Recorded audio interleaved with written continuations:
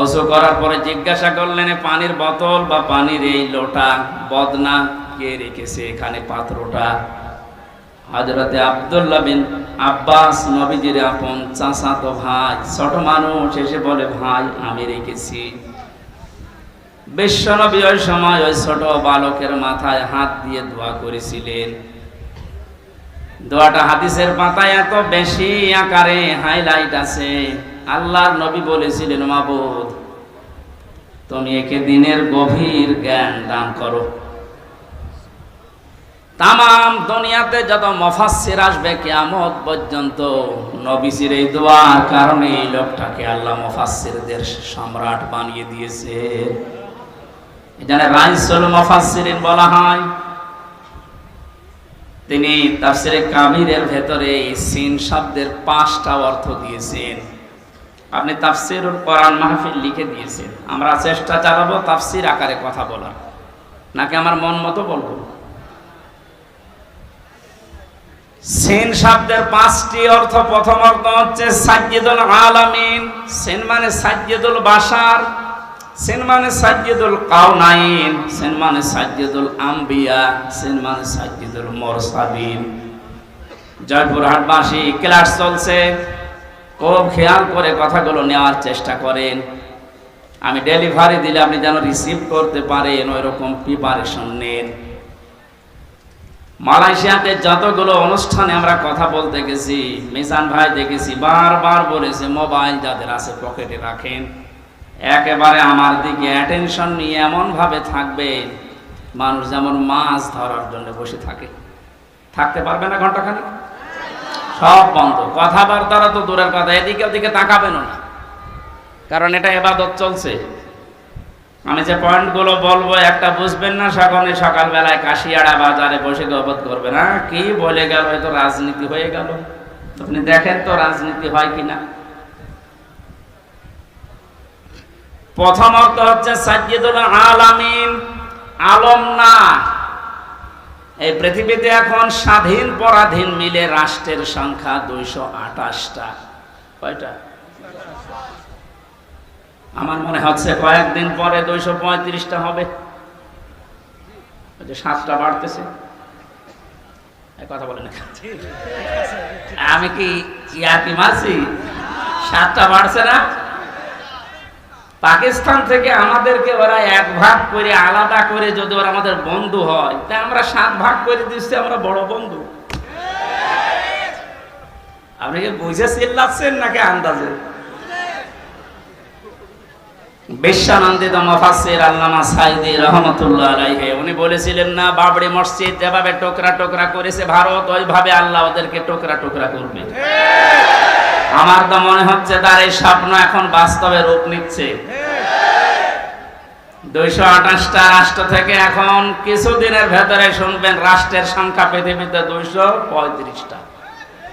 28 আর 7 কত হয় বলেন না কেন?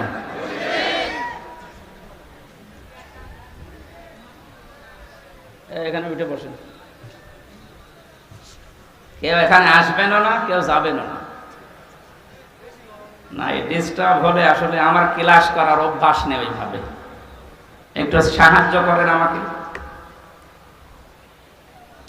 না, এতদিন পর্যন্ত এই যে মুক্তিযুদ্ধের চেতনা নিয়ে যারা দেশ চালিয়ে গেল, এরা কি বলতো যে এরা আমাদের বন্ধু, কারণ এরা আমাদেরকে পাকিস্তান থেকে আলাদা করে দিয়েছে। ওখান থেকে 1 ভাগ করে আমাদের আলাদা করার কারণে যদি ওরা এত বড় বন্ধু হয়, তাও সারা জীবনের জন্য আমরা 7 ভাগ করে দিচ্ছি। তাহলে আমরা কত বড় বন্ধু ওদের। ডক্টর মোহাম্মদ ইউনূস দায়িত্ব নিয়েই পরের দিন ঘোষণা দিয়েছিলেন, এই দেশকে যদি শান্তিতে থাকতে না দেন, 7 সিস্টারও শান্তিতে থাকবে না। 235টা রাষ্ট্রে আপনি যেখানেই বাস করেন, সেখানেই বিশ্ব নবীকে আপনাকে নেতা মানা লাগবে। বলেন নেতা শব্দ কোথায়? যে সাজ্জেদ মানে নেতা।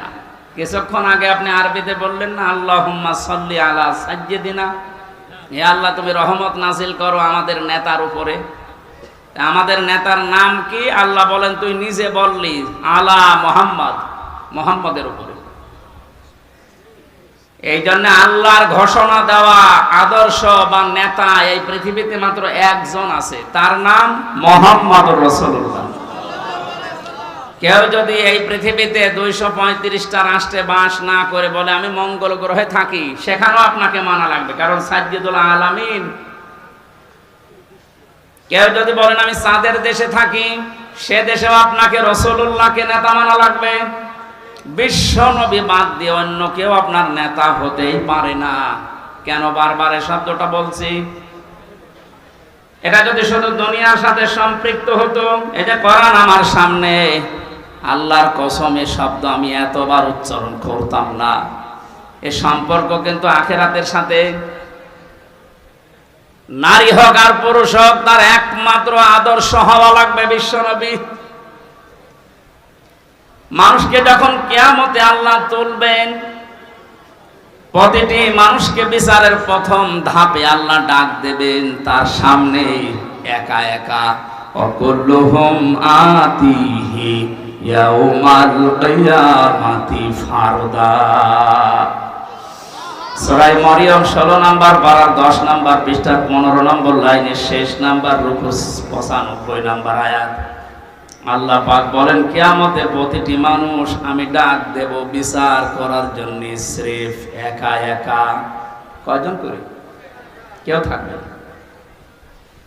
জয়পুরহাটবাসী এবার বিবেককে প্রশ্ন করেন তো, আপনি যে জীবন তৈরি করেছেন, এখনই যদি হঠাৎ করে মারা যান, আল্লাহ যদি বিচারের প্রথম স্টেপে আপনাকে একা একা তার সামনে দাঁড় করান, আমাকে জিজ্ঞাসা করা লাগবে না, আপনি নিজেকেই বলেন তো যে জীবন তৈরি করেছেন আল্লাহর সামনে দাঁড়াতে পারবেন না? আমার এখন 33 বছর বয়স। 92 সালে আমি জন্ম নিয়েছি। মাঝে মাঝে একা থাকলে মনে হয় কিয়ামতের প্রথম ধাপে যদি বলে আল্লাহ হামজা তোরে আমি মাফ করে দিলাম 2024 সালের আগস্ট মাসের 31 তারিখ পর্যন্ত, যা তোর হিসাব নেই। শুধু সেপ্টেম্বরের 1 থেকে 16, এই 16 দিনের হিসাব দিয়ে তুই জান্নাতে চলে যা। জয়পুরহাটবাসী, আমার ইমান থেকে আমি বলছি, আমার এই 16 দিনের হিসাবও এখনো জোগাড় হয়নি। আপনারা পারবেন না? আপনারা পারবেন। হিসাব এই শব্দটা শুধু নাম শুনি, এটা যে কত কঠিন বিষয়। কয়েকদিন আগে আমার মামলা যত ছিল সব আদালত খারিজ করে দিয়েছে। মামলার কপি হাতে নিয়ে বিচারপতি বলছে কি দেখে মামলার বিচার করব, এর মধ্যে কোনো মাল নেই, ফেলে দিবে। সরকারি পিপি যে ছিল তারে বলছে কি দেখে বিচার করবো, একটা মামলা হলো কে নাকি ওর ওয়ার্ষণিকে সংসদ ভাঙতে গেছে সেই 20 সালে। আমার সন্দেহ করে ধরে গিয়ে 3 বছর আটকিয়ে রেখেছে। আমি বলতে গেলাম যে বিচারপতি, এই মামলা তো আপনার হাতে 3 বছর ছিল, এতদিন তো আপনি কিছুই বলেননি, হঠাৎ আজকে বলছেন কোনো মাল নেই। এই কথাই বলতো যে হুজুর আমার কিছু করার নেই, আমার হাত বাঁধা ছিল। কথা বলছেন এখানে। 3 বছর পরে এখন যেমন হাত বাঁধা নেই, খোলা আছে। এদেশে এখন 1628টা চেয়ার দায়িত্বে আছে বাংলায়, তার ভেতরে আমাদের ওসি সাহেব একজন। আমরা চাই 1628টা চেয়ারে যারা বসে আছে তাদের হাত যেন একটাও বাধা না থাকে, সব আবু সাইদের মতো খোলা থাকে। বৈষম্য বিরোধী ছাত্র আন্দোলনে যারা শহীদ হয়েছে তাদের রক্তের দাম যদি দিতে চান, তাদের জীবনের দাম, তাদের যে 9টা দাবি ছিল তার 2 নাম্বার দাবি এইটা যে আমরা কারো হাত বাধা দেখতে চাই না, সবার হাত খোলা থাকবে। তো বাস্তবতা পেয়েছিলাম কি, এই 15.5 বছরে শুধু একজনের হাত খোলা ছিল, বাকি কাওয়া কাদের থেকে শুরু করে যারা সব হাত বাঁধা ছিল। এজন্য বাকি যা বলতো সব ভুয়া, ওই একজন যা বলবে তাই। যেহেতু উনি আর নেই, না না, যেখানে যায় যাক, যেন ভালো থাকে। আমরা চাই এ দেশে কিয়ামতের আগে যেন আর কারো হাত বাঁধা না থাকে। ওনাদেরকে যে পাওয়ার দেওয়া আছে ওই অনুযায়ী যদি এদেশে সঠিকভাবে প্রতিটি চেয়ার থেকে হাত খোলা অবস্থায় কাজ করতে পারে, এ দেশটা দাঁড়িয়ে যাবে ইনশাআল্লাহ। আপনি মিনি জান্নাত দেখতে চান? আমি বহু উন্নত দেশে গেছি বিশ্বের। আমি আকিজ গ্রুপে ছিলাম, আপনারা জানেন ওদের বহু দেশে ব্যবসা আছে। একটা ভিসা লাগালে 27টা দেশ ঘোরা যেত। এরকম জায়গা যেয়ে দেখেছি ওই সমস্ত দেশগুলো উন্নত হওয়ার পেছনে কারণ এই, ওরা যে আইন পাশ করেছে ওইটার প্রয়োগ আছে। আমাদের দেশেও আইন পাশ হয় কিন্তু প্রয়োগ করতে গেলে ওনাদের হাত বাঁধা। এখানে হাত যেন আর কারো বাধা না থাকে। শুধু এতটুকু না, আমার এই যে 3টা বছর এখন তো আমি নির্দোষ খালাস পেয়েছি, আদালত প্রমাণ করেছে যে আমার কোনো দোষ নেই। কথা বলে না কেন? তাই তো আমার এই বেকসুর খালাস দিত, কোনো দোষ পাইনি, এই জন্য বলছে না এ মামলার আর কিছু হবে না, সব শেষ। তাহলে আমি চাই আমাকে 3টা বছর বিনা কারণে আপনি আটক করে রাখলেন আমার মামলার আয়ুর সাথে, এবং টপ টু বটন যারা জড়িত প্রত্যেককে এভাবে 3 বছর করে আটক করে রাখা হোক। আমার রেখেছিল ফাঁসির কন্ডেম সেলের ভেতরে, আপনাকে রাখা হবে আয়না ঘরে। অনেকে বলছে আমি চট করে চলে আসবো, আসেন আয়না ঘরে ঢুকে, আপনি আসেন। 1,10,000 মানুষ এখন জেল খাটতেছে সারা দেশে। আমি যতটুকু 3 বছরে বুঝেছি, আমার মনে হয় 100 জনের প্রায় 60 থেকে 65 জন মানুষ নির্দোষ, কিছু জানে না, আন্দাজে তারা জেল খাটতেছে। যারা এই অবৈধ কাজগুলোর সাথে জড়িত, সে টাকা পয়সা খেয়ে হোক আর চাপে হোক, প্রত্যেককে এই মামলাগুলোতে যদি সাক্ষ্য প্রমাণ হয় যে না ওর কোনো দোষ নেই, বেকসুর খালাস পেয়ে যাচ্ছে, তাহলে 3 বছর 5 বছর 10 বছর তার জীবন থেকে আপনি নষ্ট করলেন কেন? যারা এর সাথে জড়িত প্রত্যেকের শাস্তি দাবি করছে, তাহলে ন্যায় বিচার কায়েম হবে। ভবিষ্যতে আর কেউ উল্টা পাল্টা মিথ্যা মামলা দিয়ে আপনার জীবন অন্তত নষ্ট করতে পারবে না।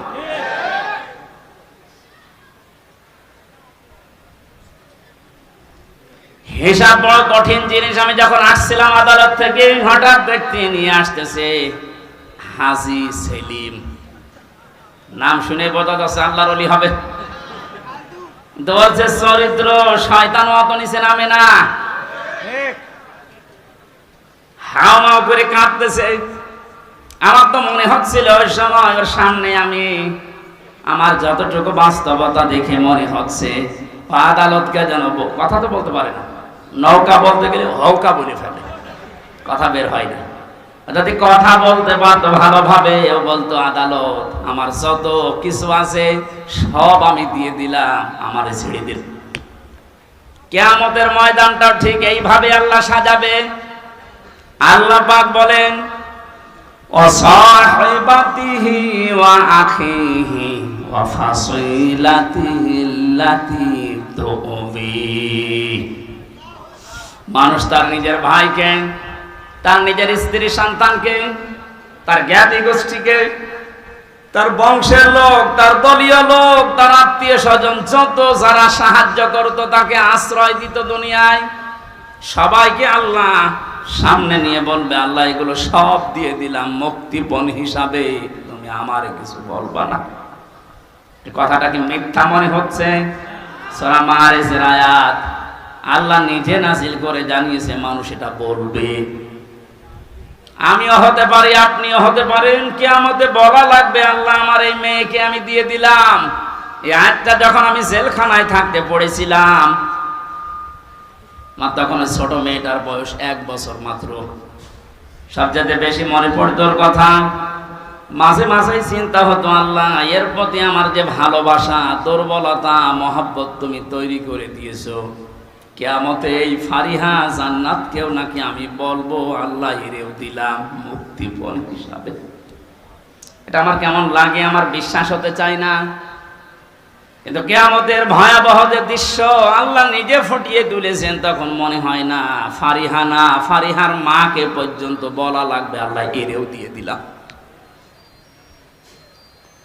ফাসিলাতিহি আল্লাতী তুবি ওয়া মান ফিল আরদি জামিয়া, দুনিয়া আমার স্থাবর অস্থাবর যত সম্পদ আমি বৈধ অবৈধ পথে উপায় করেছিলাম সব তোমাকে দিলাম। সুম্মা ইউনজি, এরপরও তুমি আমারে নাজাত দাও। সঙ্গে সঙ্গে আল্লাহ ধমক দেবেন, কাল্লা ইন্নাহা লাযা, কখনোই না, তোরে আমি লাজাই ঢোকাবো। কোথায়? এখানে আলেম থাকলে জিজ্ঞাসা করেন, লাজা শব্দটা শুনতে যত সহজ মনে হচ্ছে, ভেতরের অবস্থা অত সহজ না। আল্লাহ বলেন নাযাআতাল লিশাওয়া, এখানে প্রবেশ করার সঙ্গে সঙ্গে মানুষের আগে চামড়া উঠে যাবে। জয়পুরহাটবাসী কি একটা ঘর আল্লাহ বানিয়েছেন, যেখানে প্রবেশ করলে আগে মানুষের চামড়া উঠে যাবে। রিমান্ডে আমি দেখেছিলাম, মাটির নিচে যখন আমাকে নিয়েছে তো বহু ভয়ঙ্কর জায়গা আমি দেখেছি। মানুষের যে নখ তুলে নেয়, মাঝে মাঝে যে ডিএম দেওয়ার নাম শুনি, এ বাস্তব আমি দেখেছি নিজে। যতদিন রিমান্ডে ছিলাম আমি বহু মামলার আসামি, কিন্তু কোনো দিন আমার চামড়া খুশি পড়ে গেছে না, হয়নি। বহু কষ্টকর সময় পার করেছিলাম খেয়ে না খেয়ে। ওনাদের আলেমদের প্রতি একটু বেশি অ্যালার্জি ছিল। অধিকাংশ অফিসার গুলো আমার ভাগ্যেই পড়ে, ভাগ্যই খারাপ মনে হয়, ভাগ্যে পড়েছিল সব হিন্দু। ওরা তো আর আলেম জালেম বোঝে না। আজকে নয়ন হোসেন একজন মুসলিম, ওনার হাতে যদি আমি পড়তাম হয়তো আর কিছু না হোক, নামের আগে আলেম দেখেও ভেতরে একটা মায়া আসতো। আর আমার অফিসার পড়েছে সুব্রত বালা, নাম শুনলে বলা যাচ্ছে এ আল্লাহরও দুশমন, আমারও দুশমন।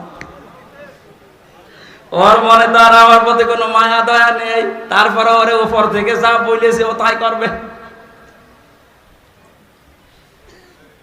বহু ভয়ঙ্কর কষ্টের ভেতরে দিন পার করেছিলাম, কিন্তু আমার চামড়া উঠে যায়নি। কিন্তু আয়াতটা পড়ার পরে আল্লাহ জানিয়েছেন নাযাআতাল লিশাওয়া,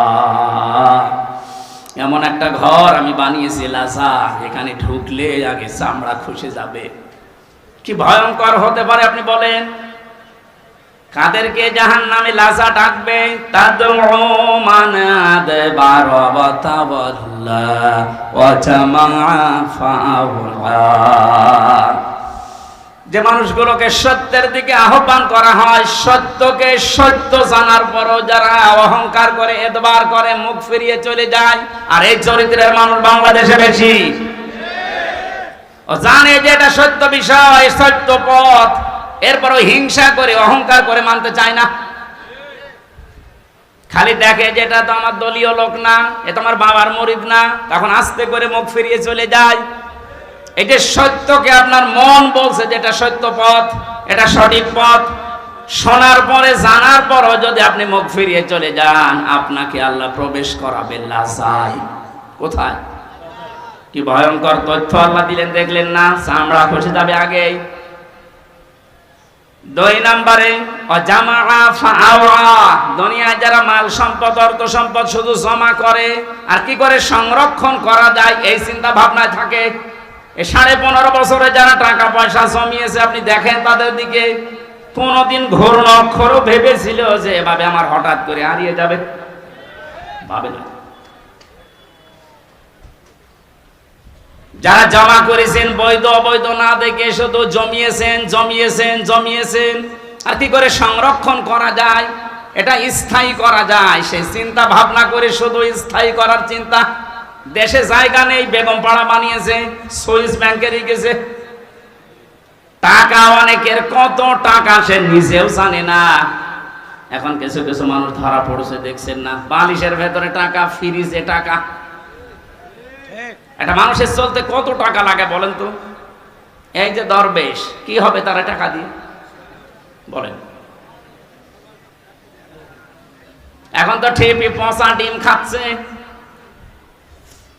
এত টাকার মালিক বাংলাদেশে, ধনীর তালিকায় সে লোকটা 1 নম্বরে, অথচ আদালতে তুলতে গেলে এই মানুষটাকে ডিম মারছে।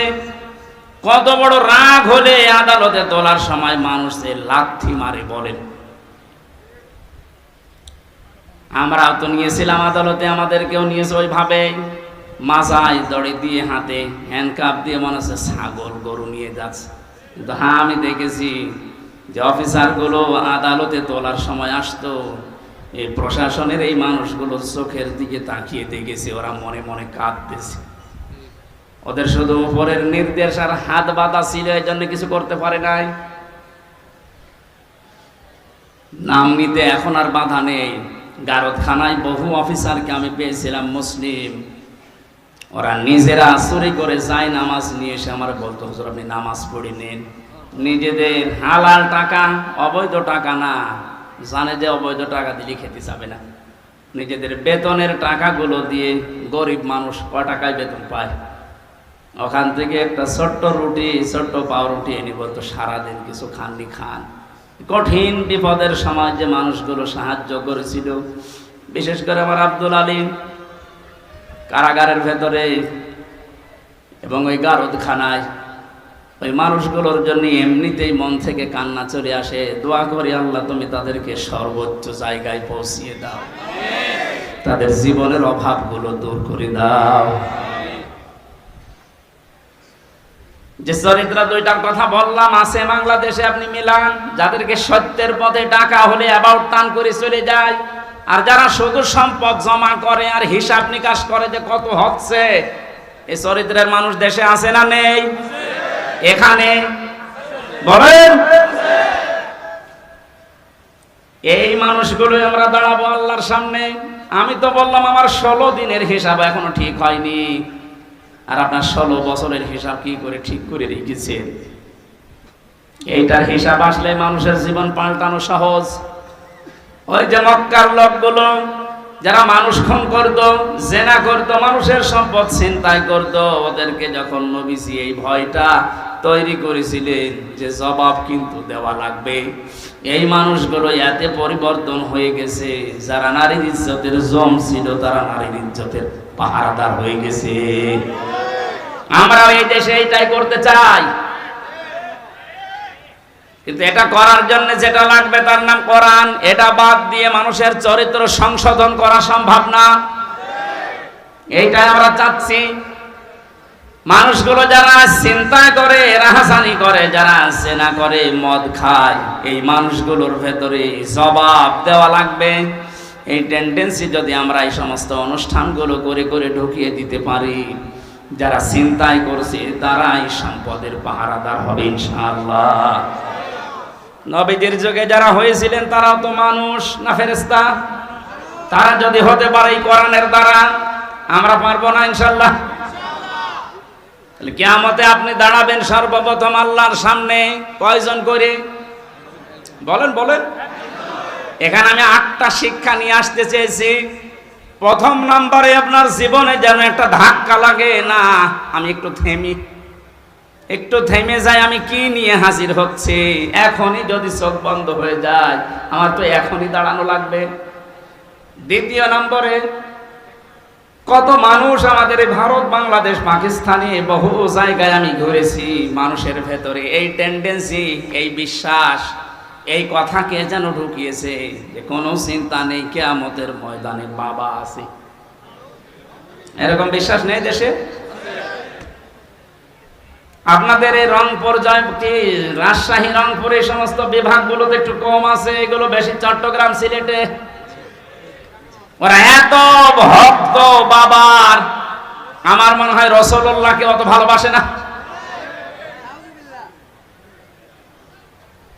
এখান থেকে আমি যেটা নিয়ে আসতে চেয়েছি, আল্লাহ বলেন কিয়ামতে একা একা দাঁড়াবি, কেউ থাকবে না।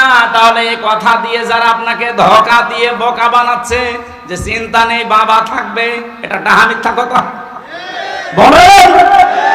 আর এগুলো তৈরি করার জন্য সবচাইতে বড় ব্যবসার জায়গা এই মাজার। 48,000 মাজার এখন এই দেশে সরকারি জরিপে। আপনি একটা মাজার দেখান যেখানে শরীয়তের বিরোধী কাজ নেই, একটা দেখান। নবীজি জানিয়েছেন লা তাত্তাখিযুল কুবুর মাসাজিদা, কবরকে সেজদার জায়গা বানিও না, অথচ অধিকাংশ মাজারে দেখি সেজদা দেয়। বলেন, মাজার পাকা করা নিষেধ, মোজাইক করা নিষেধ, টাইলস লাগানো নিষেধ, অথচ গরু ছাগল মরে গেলেও 3 তালা হচ্ছে কবর। এই জন্যই তো হক্কানি আলেমরা বলছে মাজার গুড়িয়ে ভেঙে দেন, কোনো কাজ নেই মাজারের। মাজারের যদি এত সম্মান থাকতো, নবীজির জামাই হযরত ওসমানকে দেখে আসলাম, কবর জান্নাতুল বাকিতে পড়ে আছে, একটা পাথর দেওয়া মাত্র, কিচ্ছু নেই। যিনি জান্নাতের গ্যারান্টি জিন্দা অবস্থায় পেয়েছেন দুনিয়ায়, তার কবর যদি শুধু একটা পাথর দেওয়া থাকে মাথার কাছে বা পায়ের কাছে, আপনি কি তার চাইতে বড় কিছু হয়ে পড়েছেন যে আপনার কবর পাকা করা লাগবে? এগুলো যারা করছে বা করবে, এক কথায় বলছে সব ব্যবসা, কোনো কাজ নেই। মাজারে আগরবাতি মোমবাতি টাকা পয়সা দিলে যদি ভাগ্য খুলতো, রাসূলুল্লাহর যে কবর আমার মনে হয় 50 তলা হয়ে যেত। কথা বলেন, পৃথিবীর সর্বশ্রেষ্ঠ মানুষের কবরে যদি টাকা দেওয়া না লাগে, মোমবাতি দেওয়া না লাগে, আগরবাতি না লাগে, দোয়াও করতে দেয় না। আমি রাসূলের রওজার পাশে দাঁড়িয়ে শুধু ভাবে হাত তুলেছিলাম যে পুলিশ পাহারা দেয় ওখানে, আমার হাতের উপরে ওই যে লাঠি হাতে থাকে, বাড়ি দিয়ে বলছে কি চাচ্ছেন আপনি? কিছু চাই না, রাসূলের জন্য দোয়া করছি। আমি আরবিতে ওনারে বললাম, ওনার ভাষা দিয়ে আমারে বলছে কি বলেন, আপনি যদি দোয়া করার দরকার হয় কাবা শরীফের কাছে, কাবার দিকে তাকান, কাবার মালিকের কাছে কিছু বলেন, রাসূলের কাছে আপনি কি চান? ও মনে করছে আমি কিছু চাচ্ছি। শ্রেষ্ঠ কবর পৃথিবীতে, তার কবরের পাশে দাঁড়িয়ে যদি কিছু চাওয়া জায়েজ না হয়, পৃথিবীতে আর কোন মহারথী আছে যে তার কবরের পাশে যে চাওয়া যায়? সুতরাং এই ভ্রান্ত ধারণা থেকে, এটা যে রেকর্ড হচ্ছে এই জন্য বলছি, কালকে সারা বাংলাদেশ সহ বিশ্বে বাংলা ভাষাভাষী মানুষের কাছে ছড়িয়ে যাবে। সবাইকে আহ্বান জানাচ্ছি, আপনি কিয়ামতে কোনো বাবা নিয়ে উঠবেন না, কোনো পীর সাহেব নিয়ে না, আপনি একা একা উঠবেন, স্রেফ একা, কেউ থাকবে না। আপনি আবার মিলান যে আপনি কি জবাব দেবেন। এ ধারণা যারা ঢুকিয়েছে তাদেরও এটা ওদের দরবার টিকানোর ব্যবসা। আমি তো কোরআনের আয়াত বলে দিয়েছি, সূরা মারিয়াম 95 নম্বর আয়াত, এর উপরে আর কোন দলিল পৃথিবীতে আছে? এরপরেও যদি কারো মন খারাপ হয় তাহলে আয়াত কেটে বাদ দিয়ে দিন, না এবার আর পারবে না। বিচারের দ্বিতীয় ধাপ, আমাদের এই বাংলাদেশে 4 প্রকারের রায় হয় আমরা দেখেছি।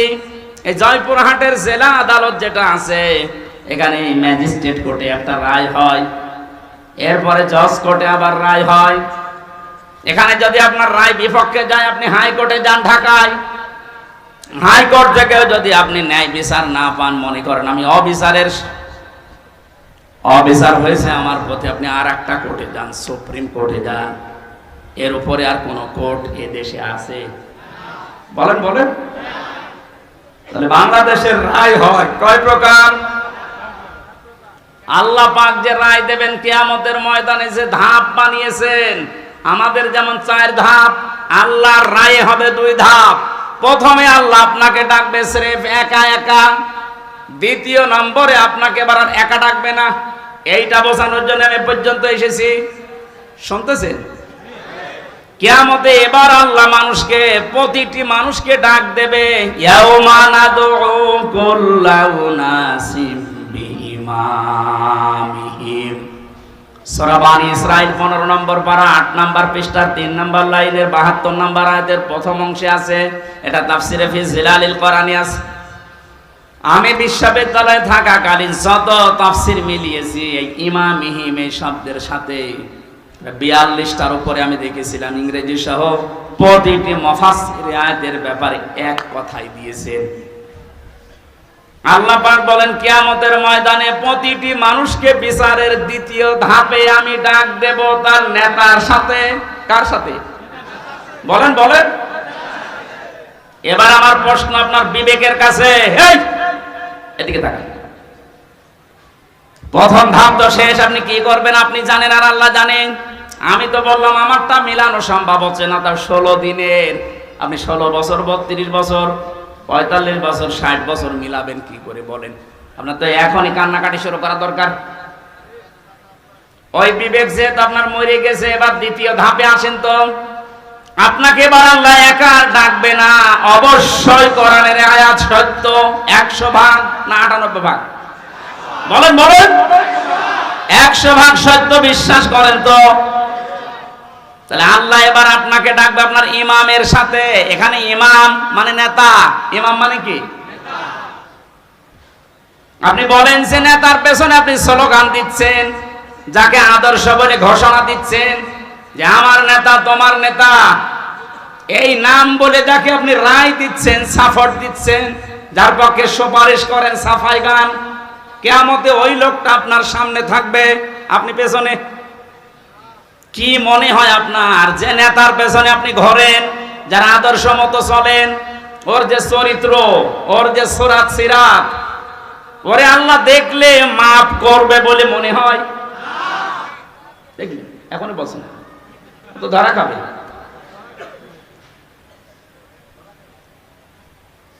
আমি তামাশা করার জন্য বলি না, আমার ইমান থেকে বলছি। কোরআনের এই চোখটা লাগিয়ে আমি দেখতে পাচ্ছি আমরা 100 জনের এই দেশে 98 জন ধরা খেয়ে বসে আছি। এই জন্য বলছিলাম এটা স্রেফ দুনিয়ার বিষয় হলে বলতাম না, এর সম্পর্ক আখিরাতের সাথে। ওই যে ইয়াসিন, আল্লাহর ঘোষণা দেওয়া নেতা এই একজন, তাকে না মেনে আপনি যাকে মানেন, হ্যাঁ তিনি যদি আপনার সামনে থাকতেন মুহাম্মদুর রাসূলুল্লাহ, আপনার চিন্তা থাকতো না? কথা বলে না কেন? তিনি বাদ দিয়ে আপনি যাকে মানেন, আপনি তো তাকে মানেন না। যাকে মানেন বলেন তো সেই লোকটা আপনার সামনে এখন দাঁড়িয়ে, আপনি পেছনে। আল্লাহ তো আগে তাকাবে তার দিকে। তার যে সুরাত সিরাত, তার চরিত্র কিছু না হলেও কিছু আপনি জানেন। আপনার চাইতে বেশি জানে ওর সম্পর্কে কে? আরো জোরে বলেন। নিজে নিজেই বলছেন যে না, ওর দিকে তাকালে আল্লাহর মাফ করা সম্ভব না, তা আপনার পর্যন্ত তো যাবেই না।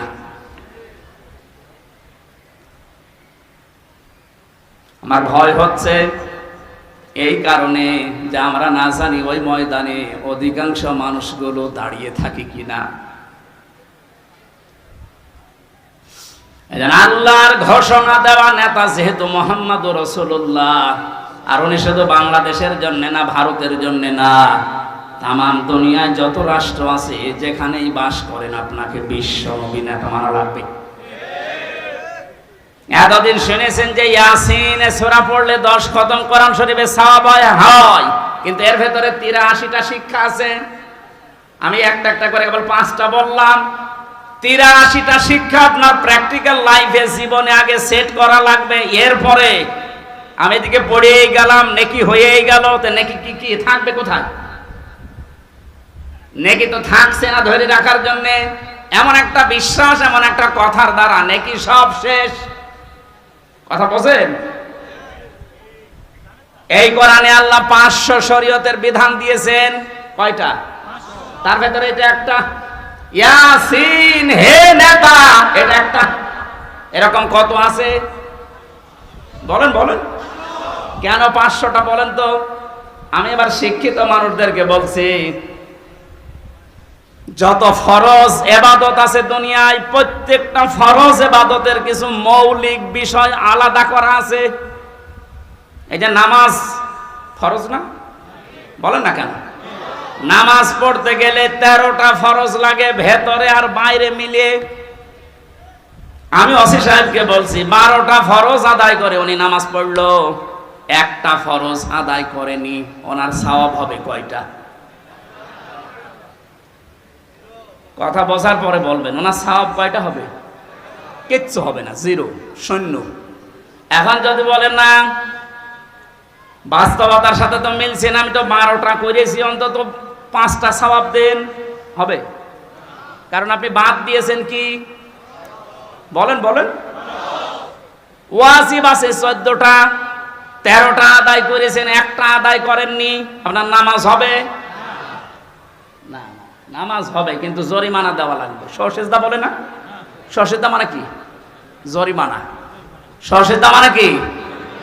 তাহলে ফরজ যদি একটা বাদ যায় শেষ, ওয়াজিব বাদ গেলে হবে কিন্তু সসিজদা দেওয়া লাগবে, জরিমানা না দিলে ওইটাও শেষ।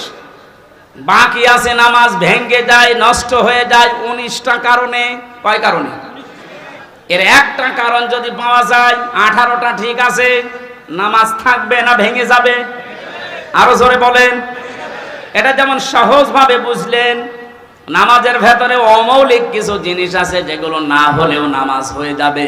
যেমন সুন্নাত আছে 12টা, মুস্তাহাব আছে 70টা। এরকম ভাগ ভাগ করে আমি 2 রাকাত নামাজ পড়তে গিয়ে 60,000 মাসালা পেয়েছি। কয়টা? আমার মনে হয় এখানে 60,000 মাসলা সবারই জানা আছে। 60টাই জানা নাই, যে জন্য আমি এই পর্যন্ত আসলাম। এবার আসেন, এই যে মঞ্চটা, এই মঞ্চের মৌলিক জিনিস 2টা, একটা খুঁটি আর একটা সামিয়ানা। এই 2টা মৌলিক না, আসল উপাদান। এই 2টা না থাকলে কেউ মঞ্চ বলবে? এই বলেন। অমৌলিক জিনিস আছে, এই যে টিস্যু বক্স, এই মাইক, এই যে ফুল দেওয়া আছে, বিউটিফাই করেছে, এ চেয়ার দেওয়া আছে, এ টেবিল আছে। এগুলো কি না থাকলে মানুষ মঞ্চ বলবে না? এ পর্যন্ত বুঝেছেন কিনা বলেন যে মৌলিক জিনিস 2টা, অমৌলিক জিনিস 10টা। সংখ্যার দিক থেকে মৌলিক জিনিস বেশি না কম? বলেন। কিন্তু গুরুত্বের দিক থেকে এত বেশি, এর একটাও যদি না থাকে এ মঞ্চ টিকবে? খুঁটি না হলেও হবে না, ছাদ না হলেও হবে না, কিন্তু টিস্যু বক্স না থাকলে হবে না। না বলেন বলেন। কোরআনে আল্লাহ 500 মৌলিক জিনিস দিয়েছেন, 6,666টা আয়াত। এর ভেতরে মাত্র 500 আয়াত শরীয়তের বিধান। আপনি কোথায় 6,666? 500 বাদ গেলে কি হয়? হয়তো বাকি যেগুলো আছে সব ওই টিস্যু, ফুল, ফুলদানি, এই টেবিল, এই মাইকের মতো, কিন্তু 500 যেটা আছে সেটাই সামিয়ানা আর খুঁটির মতো। এর একটাও বাদ গেলে আপনি এখানে বসেও থাকতে পারবেন না, কাওয়া কাদের মতো পড়ে যাবে। একবার পড়ে গিয়েছিল না, কেবল স্মার্ট বলেছে আর ধপ করে গিয়েছে পড়ে। তাহলে ওর মৌলিক জিনিস ছিল না, খুঁটি ছিল না হয়তো, কিন্তু দুর্বল ছিল। এখান থেকে আমি যেটা নিয়ে আসতে চাই, মৌলিক জিনিস না থাকলে অমৌলিক হাজারও থাকলে তার কোনো দাম থাকে না। ওসি সাহেব যদি নামাজ পড়তে গিয়ে 12টা আদায় করে, একটা আদায় না করে, উনি নিজেও এখন বলবে যে কোনো সওয়াব নেই, 0 হবে, শূন্য হবে। এ পর্যন্ত বুঝেছেন তো? 500 আয়াত শরীয়তের বিধান, একটা মানেননি, 499টা মেনেছেন। কিয়ামতের দিন যখন আল্লাহ মিজানের পাল্লায় আপনাকে তুলবে, আপনারও ওই ফল হবে 0, শূন্য। এবার আসেন এই শব্দটার একটু ব্যাখ্যা করি। মিজানের পাল্লা বলি আমরা, মিজান মানে কি? না না, মিজান মানে ন্যায় বিচারের মানদণ্ড। হাইকোর্টের সামনে দেখবেন একটা দাড়ি পাল্লা টাঙানো আছে, কি টাঙানো নেই? ও দাড়ি পাল্লা সরকার টাঙিয়েছে কি খেলা করার জন্য, নাকি বাদে একদিকে ঝুলিয়ে থাকে? সমান্তরাল। দেশের 18 কোটি মানুষকে বোঝাতে চায় দেশের সরকার যে কোন জায়গায় যদি ন্যায় বিচার না পাও, এখানে ন্যায় বিচার পাবা, এটা ন্যায় বিচারের প্রতীক। তাহলে দাড়ি পাল্লা মানে ন্যায় বিচারের মানদণ্ডের প্রতীক। এটা আমাদেরকে যে কিয়ামতে আল্লাহ মাপ দেবেন, আমরা জানি যে কিয়ামতে আল্লাহ মাপ দেবেন আমল। কি মাপবে? আমলের মাপ দেবে না মিজানের পাল্লায়? এটা শুনেছেন কোনদিন নাকি আজকে শুনলেন? কিয়ামতের দিন আল্লাহ মাপ দেবে কি? আমল। বলেন বলেন। আমল মানে কি? কে বললো আমল মানে নেক কাজ? মানে আমল মানে শুধু কাজ। নেক কাজ হতে হলে তো সলিহাত ধরতে হবে। তাহলে আমল মানে বাংলায় কি? বলেন। কাজ। এখানে যারা আছে, ক্লাস চলছে, আমার ডক্টর গোলাম রব্বানী, আপনাদের নওগাঁয় বাড়ি, ডক্টর লোকমান স্যার এইভাবে হাতে কলমে উনি শেখাতেন। তো তোমরা কাজ করতে চাও, এই যে এই মঞ্চটার কথা বললাম, এটা যদি আমি স্যারকে বলি, স্যার এই মঞ্চটা আপনি মেপে দেন, উনি দাড়ি পাল্লায় তুলে দেবে। এটা মাপার জন্য একটা যন্ত্র আছে না, কি নাম কি? ফিতা। নাম কি? ফিতা দিয়ে মাপলে বুঝতে পারবে না কত কত ইঞ্চি কত ফুট। এই যে পানিটা যদি ওনারে দিয়ে বলি এটা ফিতা দিয়ে মেপে দেন, হবে? এটার জন্য সিসি লাগবে, লিটার লাগবে, এরকম যন্ত্র আছে আলাদা। ওনারা যদি সাইল দিয়ে বলে যে ফিতা দিয়ে সাইল মেপে দেন, হবে? ওটার জন্য বাটখারা লাগে, কেজি লাগে। পৃথিবীর প্রতিটা জিনিস যে তো মাপ করার জন্য আলাদা আলাদা যন্ত্র আছে। তাহলে আমল মানে আমরা সবাই বলছি আমল মানে কাজ। আমল মানে, আমল হচ্ছে আরবি, বাংলায় কাজ, ইংরেজিতে ওয়ার্ক। তো এই যে কাজ, আমি স্যারকে যদি বলি স্যার এই 5 কেজি কাজ মেপে দেন, এ পাগল বলবে না? কাজ কি দাড়ি পাল্লায় মাপে মানুষ যে 5 কেজি কাজ আর এদিকে 10 কেজি কাজ? হবে? কাজ মাপতে হলে একটা আলাদা যন্ত্র আছে। সেই যন্ত্রের নাম কি? হ্যাঁ, না না, আপনারা এলাকায় কি পড়াশোনা নেই নাকি? কি পড়েন? কামেল পাস করেন, অনার্স মাস্টার্স করেন, একটু বুঝে বুঝে পড়া যায় না? কাজ মাপতে হলে একটা আলাদা যন্ত্র আছে, ওই যন্ত্রের নাম হচ্ছে গুরুত্ব। নাম কি? কাজ মাপে মানুষ গুরুত্বের ভিত্তিতে। স্যার যদি এক কনস্টেবলকে ডাক দিয়ে বলে জয়পুরহাট সদরে যাও, এই 500 টাকা দিয়ে আসো, এখন উনি সকাল থেকে আশায় আছে যে টাকা দিয়ে আসবে। 2-3 ঘন্টা পরে খোঁজ নিয়ে দেখছে 1-1.5 কিলো যাওয়ার পরে ও কনস্টেবল মার্বেল খেলতেছে। ওনার কথা আর ওনার কাজের কোনো গুরুত্ব কনস্টেবল দিয়েছে? ওর ওপরে তো উনি খুব খুশি হবে, রাজি হবে নাকি? বলেন। আপনাকে আল্লাহ 500টা কাজ দিয়েছিল দুনিয়ায়, যেটা মৌলিক কাজ, এই ছাদের মতো আর খুঁটির মতো। এগুলো আপনি না করে মার্বেল খেলছেন।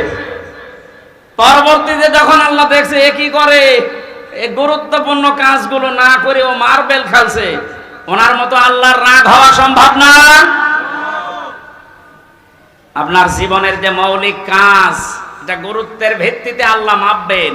500টা কাজ দিয়েছেন, 500টা কাজের গুরুত্বপূর্ণ কিছু অংশ আছে। নামাজের যেমন 13টা। এই অজু করতে গেলে মানুষের অজু ভেঙে যায় কয়টা কারণে? 7 কারণে। বলেন কয় কারণ? এর ভেতরে যদি 6টা আদায় করেন, একটা আদায় করেননি বা নষ্ট হয়ে গেছে, আপনার পুরা অজু শেষ। ওই অজু দিয়ে নামাজ হবে? আমি কেন বলছিলাম এ কথা বারবার ক্লাসের মতো? আমাদের আজকে আমল মাপার, অনেকে মনে করে কিয়ামতের দিন এদিকে আমি 10 কেজি সওয়াব তুলে দেব, এদিকে 11 কেজি গোনা তুলে দেব, একটু কম বেশি হবে। অথবা এদিকে 11 কেজি সওয়াব, এদিকে 10 কেজি গোনা, একটু বেশি হবে, আল্লাহ জান্নাত দিয়ে দেবে। আরে ভাই, কাজ কি মানুষ মাপে দাড়ি পাল্লা দিয়ে নাকি? গুরুত্ব দিয়ে মাপতে হয়। আপনার জীবনের গুরুত্বপূর্ণ কাজই তো নেই। এই পৃথিবীতে যত গুরুত্বপূর্ণ কাজ আছে, এই যে ছাদের মতো আর খুঁটির মতো, তার ভেতরে 1 নম্বরে গুরুত্বপূর্ণ কাজ হচ্ছে আহসানু আমালা, সবচাইতে উত্তম কাজ। সবচাইতে উত্তম কাজ 500টা, তার ভেতরে 1 নাম্বার কি? 1 নাম্বার হচ্ছে আনাকিমুদ্দিন, এই পৃথিবীতে আল্লাহর দিন কায়েম করে দেখাও।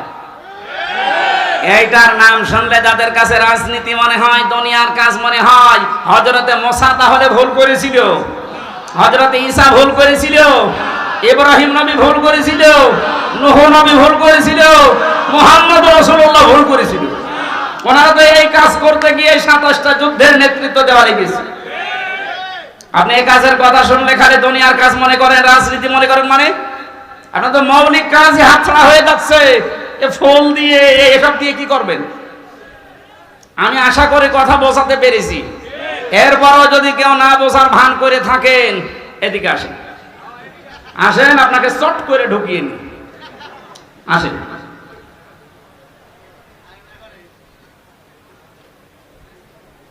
কিয়ামতে যেহেতু আপনার সামনে আপনার নেতা আগে থাকবে, এরপরে আপনি থাকবেন, এই জন্য এমন কোন মানুষের সামনে পেছনে থাকা যাবে না যারা দেখলেই আল্লাহর রাগ হয়। এরকম নেতা দেশে নেই। রাত 12টার পরে যার পা ঠিক মতো মাটিতে পড়ে না, রিকশা ছাড়া বাড়ি যেতে পারে না, এক কথা বলে না কেন? খেজুর গাছে ধাক্কা দিয়ে বলে বড় ভাই সাইড দেওয়া, কতক্ষণ দাঁড়াবো? আপনি এই মানুষের পেছনে এখনো থাকবেন? কালকে এই বাংলাদেশের ইসলামী আন্দোলনের একজন সর্বোচ্চ নেতা, আপনাদের রাজশাহীতে বাড়ি, অধ্যাপক মুজিবুর রহমান, উনি ঘোষণা দিয়েছে এই দেশে যেন কোনো মদখোর, কোনো মাতাল আপনার এই সিলটা না পায়। এটা তো উনি বানিয়ে বলিস, সূরা ইয়াসিনের ব্যাখ্যা এটা। এমন মানুষকে আপনি এইটা দেবেন না যে সামনে ওই লোকটা থাকলে আল্লাহর আগে রাগ হয়ে যাবে, আপনার পর্যন্ত যাবেই না। এখানে আল্লাহ যেহেতু নবীকে 7টা নামে ডাক দিয়েছিলেন, তার ভেতরে প্রথম ইয়াসিন, এরপরে তহা, এরপরে আব্দুন বা আব্দুল্লাহ, এরপরে মুজাম্মিল, মুদ্দাসসির, আহম্মদ, মুহাম্মদ। আমরা প্রতিটি শব্দের ব্যাখ্যা আছে, এত কথা বলতে গেলে মেলা রাত হয়ে যাবে। আমরা রবিউল আউয়াল মাস, যেহেতু এই মাসে নবীজির জন্ম, এই মাসেই মৃত্যু, বিশ্ব নবী এই মাসে এসেছিলেন, এই মাসে ইন্তেকাল করেছেন, তাকে নিয়ে বিশেষ করে যে মাতামাতি হয় এই রবিউল আউয়াল আসলে, এটা কোরআন হাদিসে বর্ণিত নেই।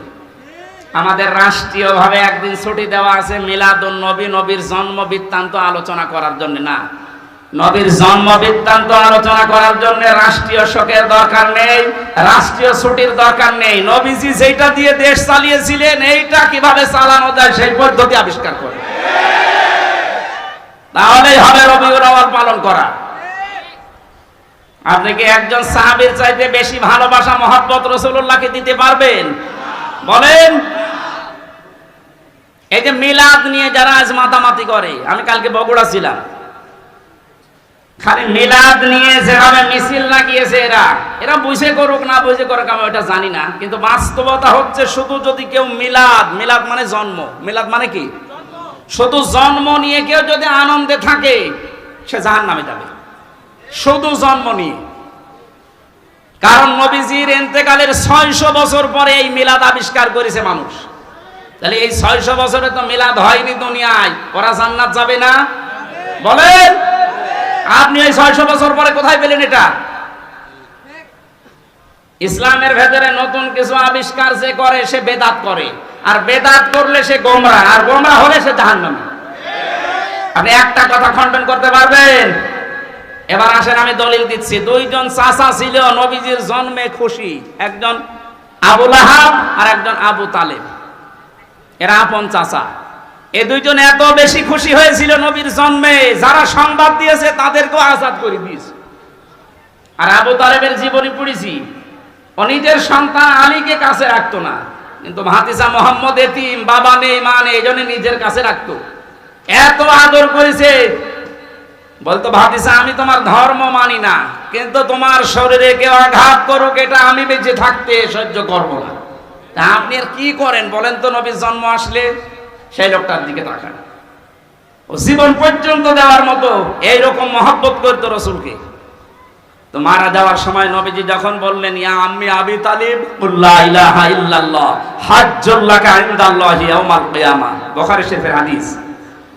নবীজি মাথার কাছে এসে বলেন চাচা, আশপাশে মানুষজন দাঁড়িয়ে আছে, আপনার জোরে বলার দরকার নেই, আমার কানের কাছে মুখ নিয়ে শুধু আস্তে করে বলেন লা ইলাহা ইল্লাল্লাহ মুহাম্মাদুর রাসূলুল্লাহ বলার দরকার নেই, কারণ ওটা আমি নিজে আমি জানি।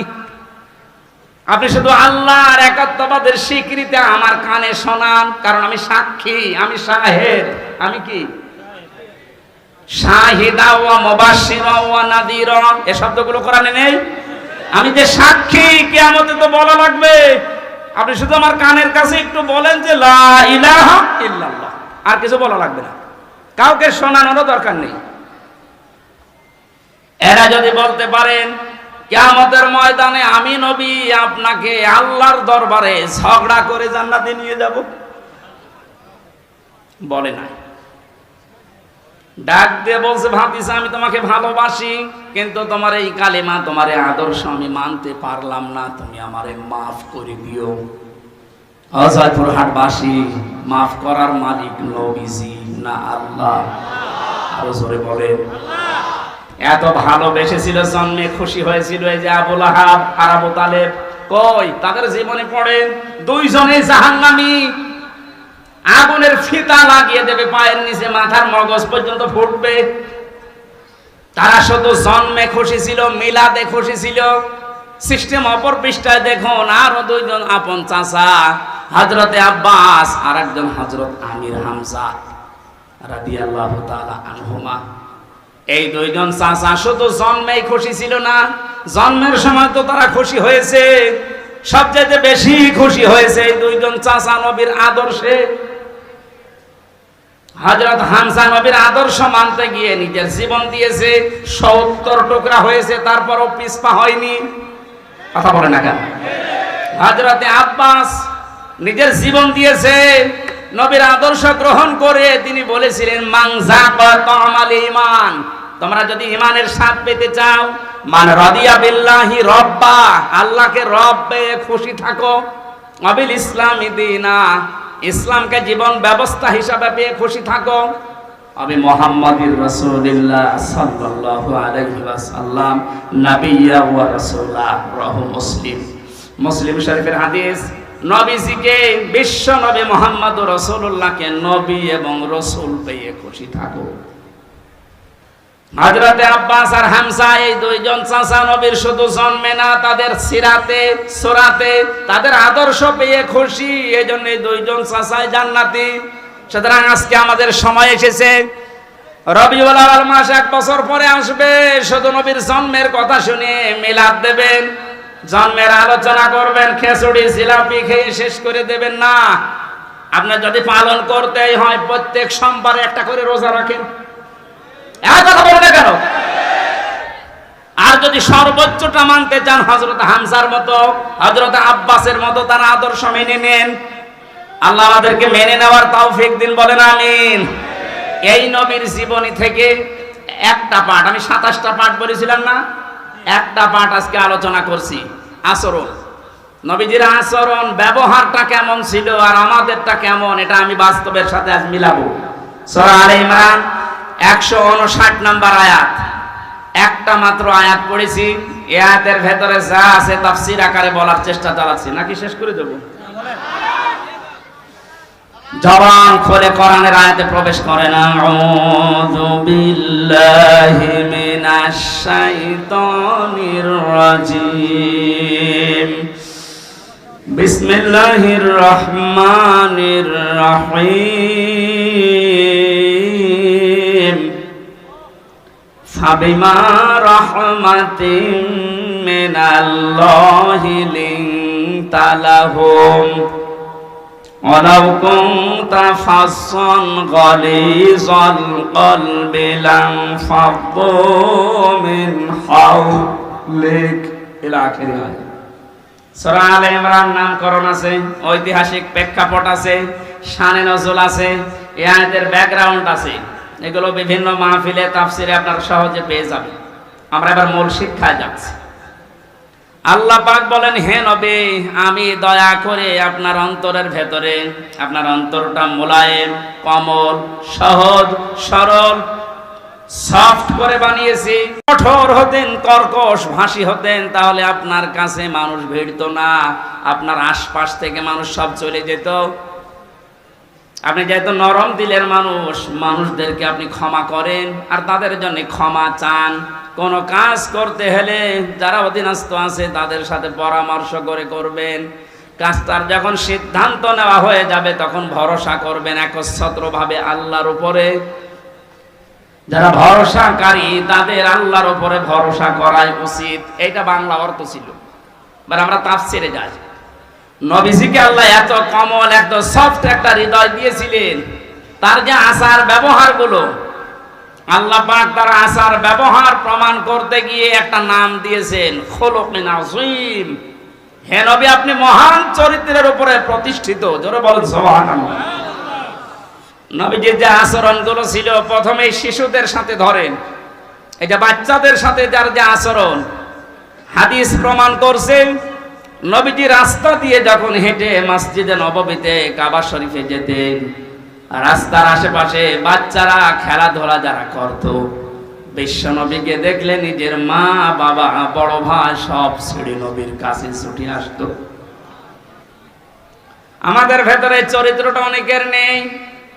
বাচ্চাদেরকে আদর করা, মহব্বত করা, ভালোবাসা দেওয়া। নবীজি বলেন ছোটদের সাথে আমার ভালোবাসাটা, আমার আন্ডারস্ট্যান্ডিং এমন ভাবে পয়দা হয়েছিল, আল্লাহ তৈরি করে দিয়েছিলেন। বাচ্চারা যদি নিজের মা বাবাকে দিনের পর দিন, মাসের পর মাস, বছরের পরে বছরও না দেখতো, আমি নবীর সাথে থাকলে ওরা মনে করতো মা বাবার সাথে আছে। হযরতে যায়েদ রাদিয়াল্লাহু তাআলা আনহু তিনি বিক্রি হয়ে গেলেন একবার ছোটবেলায়।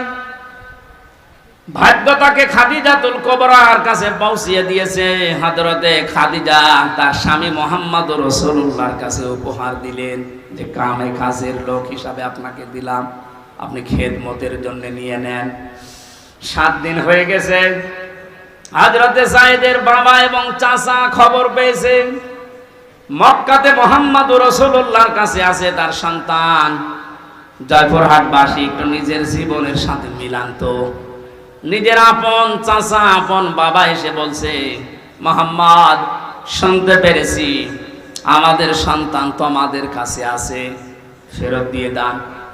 নবীজি ডাক দিয়ে বললেন, আপনারা কে? আমি চিনি না। বলে, আমরা যায়েদের পিতা, আর এটা যায়েদের চাচা। বিশ্ব নবী বলেন, আপনারা যদি চাচার বাবা হয়ে থাকেন, যায়েদ যদি আপনাদেরকে চিনতে পারে আর যদি যেতে চায়, আমি বাধা দেব না। কিন্তু যায়েদ যদি যেতে না চায়, আপনারা জোর করে নিয়ে যেতেও পারবেন না। পিতা বললেন, হ্যাঁ, আপনি অবশ্যই যুক্তিপূর্ণ কথা বলেছেন। হযরতে যায়েদকে নিয়ে আসা হলো। নবীজি জিজ্ঞাসা করলেন, যায়েদ এদেরকে চেনো? হযরতে যায়েদ বলে, হে রাসূল, এটা আমার বাবা আর এটা আমার চাচা। হযরতে যায়েদের পিতা ডাক দিয়ে বলে, যায়েদ তাড়াতাড়ি বাড়িতে চলো, তোমার মা কান্নাকাটি করছে, অসুস্থ হয়ে গেছে কাঁদতে কাঁদতে। সম্পদ যা আছে, তুমি তোমার একক সন্তান, সব তোমারে দিয়ে দেব। হযরতে যায়েদ ওই দিন একটা কথা বলেছিলেন, আপনি একটু মিলান তো, আপনার কাজের বাড়ির ছেলেটা মেয়েটা আপনার সম্পর্কে এ কথা বলতে পারে কিনা। হযরতে যায়েদ বলেছিলেন, হে আমার পিতা, হে আমার চাচা, বাড়ির সম্পদ সহ যা আছে সব আমাকে দিয়ে দিতে চান। এই 7টা দিনে লোকটার কাছে থেকে যে ব্যবহার আমি পেয়েছি, তামাম দুনিয়া দিলেও একে ছেড়ে যাওয়া যায় না। কি ব্যবহার পেয়েছিলেন নবীজির কাছে মাত্র 7 দিনে এই ছোট মানুষটা। আপনার বাড়িতে যে ছেলেটা কাজ করে, যে মেয়েটা কাজের মেয়ে, ওকে একদিন গোপনে ডেকে বলবেন, এই তাহলে 2 লাখ টাকা দেবো, তুই কি চলে যাবি? ও বলবে, শয়তান, টাকা দেওয়া লাগবে না, তুই এমনি ছেড়ে দে। কথা বলে দেখো।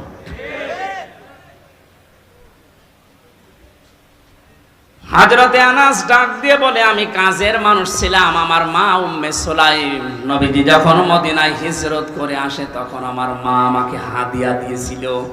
10টা বছর নবীজির বাড়িতে আমি খেদমত করেছি, যখন যেটা লাগে আমি এনে দিতাম। কিন্তু আল্লাহর কসম, আমার নবী কোনদিন এই 10টা বছরে কোনদিন আমাকে ধমক দিয়ে কথা বলেননি। জোরে বলেন আল্লাহু আকবার। বিষয়টা শুনতে যত সহজ মনে হচ্ছে, যে যে চেয়ারে বসে আছেন ওই জায়গা থেকে ভাবেন তো, আপনার অধীনস্থ লোকদের সাথে আচরণ করা কত কঠিন। 10 বছর না, 10টা দিনও আপনি পারবেন না।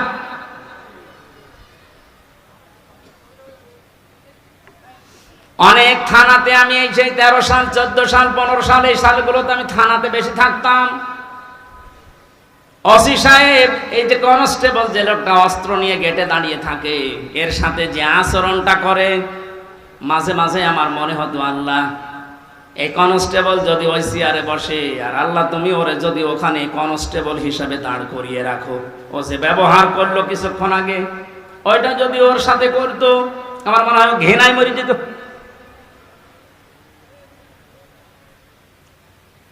আপনার তার শুকরিয়া আদায় করা দরকার ছিল যে ও একজন মানুষ, ও ডিগ্রি পাস, আমিও ডিগ্রি পাস, আমাকে আল্লাহ চেয়ারে বসিয়েছে আর ওরে অস্ত্র নিয়ে দাঁড় করিয়েছে গেটে। ওর সম্মান আমার চাইতে বেশি হওয়া দরকার। এই আচরণগুলো অনেকে মনে করছে যে দুনিয়ার বিষয় না, এগুলো সব আখিরাতের বিষয়। আল্লাহর নবীর কাছ থেকে রবিউল আউয়াল মাসে যদি এই কাজগুলো আপনি নিতেই না পারেন, আপনি কি নেবেন এই মাসে? শুধু জিলাপি আর খিচুড়ি? নবী যে আচরণ করেছিলেন যুদ্ধবন্দীদের সাথে, অথচ বাংলাদেশে আয়না ঘর বানিয়ে কি অবস্থা করেছে মানুষের সাথে। আমার সাথে একজন আলেম ছিল জেলখানায়, মাওলানা মুফতি ফখরুল ইসলাম। এই লোকটা মাঝে মাঝে গভীর রজনীতে আমার পাশেই থাকতো, চিল্লিয়ে উঠতো, কি হয়েছে ভাই? বললাম যখন আয়না ঘরে ছিলাম ওই জায়গায় আমার এই যে হাতের পায়ের ভেতরে হাত দিয়ে সামনে যে রডের দেওয়াল ছিল এই রড ধরে আবার আটকে দিত হাত। খালি বলতাম, আল্লাহ তুমি আমাকে মরণ দাও না একটু শোবার মতো ব্যবস্থা করে দাও। মানুষ তো শুয়ে থাকতে পারলে যে কত শান্তি, এটা আমি হাড়ে হাড়ে টের পেয়েছি। ওই 6 মাসে 6টা মাস আমাকে শুইতে দেয়নি। হাত এভাবে 24 ঘন্টা বাঁধা, শুধু পোশাক পায়খানার জন্য 1.5-2 মিনিট সময় দিত, আর খাবারের জন্য যা দিত খাওয়ার মতো না। 3-4টা তরকার এক জায়গায় দিয়ে মনে হচ্ছে কে মাখিয়ে খেয়ে ফেলে দিয়েছে সেইটা।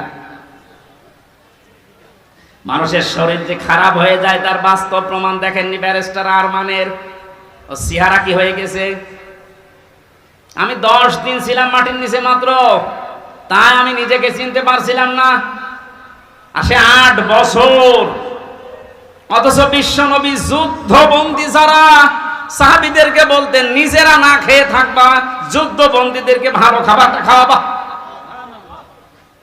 আর আপনি নিজেও তো বলেন ওই নবী আমার ওই নবী আমার নবী। আপনি হজ করে আসেন, সালাম দিয়ে আসেন, সেখানে গিয়ে আপনি জানতেন না যে 15.5 বছর কত মানুষ মাটির নিচে আছে। আয়না ঘরের সাথে যারা সম্পৃক্ত তারা জানতো না। তারা তো সব নাম দেখেছেন, কামরুল আহসান, কি সুন্দর নাম, সৌন্দর্যের প্রতীক কামরুল আহসান। এত সুন্দর নাম নিয়ে লোকটা ঘুমাতো কি করে রাতের বেলা?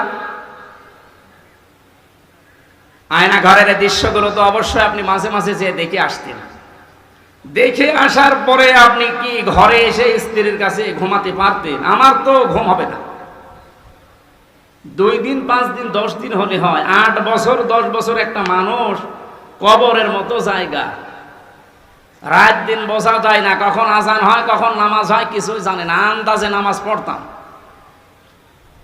4 ওয়াক্ত নামাজ আমি একবারে পড়েছি। কি করবো আমি জানি না যেখানে আজান হচ্ছে না কি হচ্ছে। নবীজি গভীর রজনীতে যুদ্ধবন্দী যারা ছিল বদরের ময়দানে, তাদের কাছে যে দেখলেন একজনের হাত একটু টাইট করে বাঁধা। নবীজি বললেন, সাহাবী কারা আছো, এর হাতটা একটু খুলে দাও। অয়ুতিমুনা তাআমা আলা হুব্বিহি মিসকিনা ওয়া ইয়াতীমা ওয়া আসীরা। যারা জান্নাতে যেতে চাও তারা ইয়েতিম, মিসকিন, অসহায় এবং যুদ্ধবন্দী যারা, বিশেষ করে যারা বন্দী জীবনে আছে তাদেরকে খাবার খাওয়াও, এ নির্দেশকার। আর আপনি কি করলেন? আবার জান্নাতে আপনার বলে হক আছে দাবি করে অনেকে। যা করেছেন আমার মনে হয় জান্নাতে আপনার হক নেই, আপনার হক আছে জাহান্নামে। নবীর উম্মত পরিচয় দিতে আপনার লজ্জা লাগবে না কিয়ামতে? নবীজি কি করলেন আর আপনি কি করেছেন? হচ্ছে না আমাদের আচরণ। শুধু রবিউল আউয়াল আসবে চলে যাবে, আপনি যদি এই আচরণগুলো ব্যবহারগুলো নিতে না পারেন তো কি হবে? খিচুড়ি আর জিলাপি খেয়ে পায়খানা করে? আল্লাহর নবী আচরণ করেছিলেন তার স্ত্রীদের সাথে। বিশ্বনবী নিজে রাষ্ট্রের দায়িত্ব পালন করে এসে দেখেন হযরত আয়েশা রুটি বানিয়েছেন, আর বকরি রুটিগুলো একটা একটা করে নিয়ে চলে যাচ্ছে। অনেক রুটি বানাতে বানাতে ছোট মানুষ ঘুমিয়ে গেছে। আমার মনে হয় আমাদের মতো স্বামী যারা চাকরিজীবী, ব্যবসায়ী, মাঠে কাজ করে, বাড়িতে এসে যদি দেখতো যে তরকারি ছাগলে নিয়ে যাচ্ছে আর বউ পড়ে পড়ে ঘুমাচ্ছে, ওখানে পিটিয়ে হাত মারা করে ফেলতো। কাজ কাম নেই বাড়িতে, কি করো কি? নবীজি এসে নিজে আটাগুলো, নিজে খামের বানিয়ে আটাগুলো তৈরি করে, রুটিগুলো তৈরি করে, গোশত তৈরি করার পর হযরতে আয়েশাকে এবার ডাকলেন। ডাক দিয়ে বলে, আয়সা দেখলাম তুমি ঘুমিয়ে গেছো, তোমার ঘুমের ডিস্টার্ব হবে এই জন্য কিছু বলি নাই। আমি নিজেই নতুন করে আটা খামির করে রুটি বানিয়ে গোশত বানিয়ে রেখে দিয়েছি, এসে আমরা দুইজন খাই। হযরত আয়েশা কেঁদে ফেললেন, নবীজির বুকের ভেতরে মাথা নিয়ে বলেন, হে আমার স্বামী, দুনিয়াতে আমার কোনো দুঃখ নেই, কোনো আফসোস নেই। এই কথা বলার মতো স্ত্রী বাংলাদেশে কম না বেশি? নেই। আমরা যে আচরণ করছি তাদের সাথে হচ্ছে না, আমারটা হচ্ছে না, কারণ এটা রেকর্ড হচ্ছে। মিথ্যা কথা তো বলা হচ্ছে না। এখনই ম্যাডাম লাইভ দেখছে। আমার আচরণটা আরো সংযত হওয়া লাগবে। আমরা যেন রবিউল আউয়াল মাসে আমি সহ এখানে যত স্বামী আছি প্রত্যেককেই যেন রাসূলুল্লাহর মতো এই চরিত্র নিতে পারি, বলেন আমিন। সম্মানিত মা বোনেরা, আসার সময় দেখলাম গভীর মনোযোগ দিয়ে রাসূলের কথাগুলো শুনছেন, কান খাড়া করে শোনেন। বাংলাদেশে নারী নির্যাতন করলে কেস হয়, মামলা হয়। এই যে বসে আছে মামলা নেওয়ার জন্য। পুরুষ নির্যাতন হলে যে কেস হবে, করব কোথায়? এজন্য আমরা চাচ্ছি আপনাদের কারণে দেশের 100 জনের 98টা স্বামী মানসিক রোগী হয়ে যাচ্ছে। আপনি উদার হবেন। মেয়েদের ছোট মনের কারণে সংসারে শান্তি নেই। হাজারো মেয়ে লোক বউ এমন আছে, নিজের বাবা মা নিজের ভাই বোনের জন্য যদি স্বামী খরচ করে বলে অসুবিধা নেই, অথচ স্বামী যদি তার নিজের ভাই বোনের জন্য একটু কিছু করে, অনেক বউ আছে মন খারাপ করে। এরকম ছোট মনের বউ আছে, কার হাত তোলেন তো? না আমি হাসির খোরাকি দেই। এই দুইজন হাত তুলেছে বিয়ে না করি, আমি জানি বিবাহিত মানুষ হাত তুলবে না, কারণ এটা কিন্তু ভিডিও হচ্ছে। ও দেখবে যে আমার বাড়িওয়ালা হাত তুলেছে কিনা। না, আপনি উদার হন। কি করবেন? আপনি তো আপনি 50 বছর পরে দুনিয়ায় থাকবেন না। মাঝখান থেকে আপনি এই আচরণের কারণে জাহান্নাম খরিদ করে নিয়ে যাচ্ছেন। আপনার মতো পাগল আর কেউ নেই। আপনার সম্পত্তি পড়ে থাকবে, মাঝখান থেকে আপনি জাহান্নামে হয়ে যাচ্ছেন। অথচ নবীজি বলেন, কোন স্ত্রী যদি চায় যে আমার স্বামী বেশি দিন বেঁচে থাক, আমার স্বামীর সম্মান মর্যাদা টাকা পয়সা আরো বেড়ে যাক, সে যেন মাঝে মাঝে স্বামীকে তাগিদ দেয়, তুমি যাই করো রক্তের সম্পর্কগুলো ঠিক রাখো। এরকম বলার মতো বউ আছে? নেই। আরো কি করে রক্তের সম্পর্ক নষ্ট করে দেয় সেই বুদ্ধি দেয়। শাশুড়ি গল্প করে মানুষের কাছে মাঝে মাঝে, আমার এই জামাই খুব ভালো, শুধু আমার মেয়ের কথা মতো চলে। আর এই যে ছেলেটা আমার, এটা একটা হারামজাদা, শুধু বউর কথা মতো চলে। আপনি শাশুড়ি, আপনার মনের ছোট কেন? একটু উদার হতে পারেন না? নিজের মেয়ে ভুল করলে মাফ করে দেন, আর বৌমা একটু কিছু করলে আপনি তার ছেলের কানে তুলে দেন। আপনি মানুষ, আপনি ডাইনি। আপনি নামাজ দিয়ে, রোজা দিয়ে, কালো বোরকা দিয়ে জান্নাত যেতে পারবেন না ওই মেয়েটার বরদোয়ার কারণে। আল্লাহ আমাদের আচরণগুলো রাসূলের কাছ থেকে নেওয়ার তৌফিক দাও, বলেন আমিন। আন্তর্জাতিক জীবনে তার চরিত্র আছে। প্রত্যেকটা জীবনে বড়দের সাথে কিভাবে আচরণ করা লাগে। আজ অফিসের যারা বস আছেন, এখানে দোকানের মালিক আছেন, আমি বহু অফিসে এই অভিযোগটা শুনেছি, এই জন্য তুলে ধরলাম। অনেক অফিসের অফিসারের আচরণ পেয়ে তার নিম্নে যারা চাকরি করে, তার আচরণের কারণে বলে, কখন যে 8 ঘন্টা চলে যায় স্যারের কাছে থাকতে আমি টেরও পাই না। মনে হয় যে আরো 8 ঘন্টা যাক, বাড়ির কথা আর মনে হয় না। এমনও স্যার পেয়েছি, বলো হুজুরে 8 ঘন্টা না, কখন যে 8 ঘন্টা যাবে শুধু আল্লাহ আল্লাহ করি। এই যে দুইটা স্যারের পরিচয় বললাম, একটার চরিত্র রাসূলের মতো, আর একটার চরিত্র ফেরাউনের মতো। ফেরাউনকে আল্লাহ জান্নাত দেবে, ওই স্যারকে আল্লাহ জান্নাত দেবে না। আল্লাহ আমাদের আচরণগুলো রাসূলের মতো হওয়ার তৌফিক দিন, আমিন।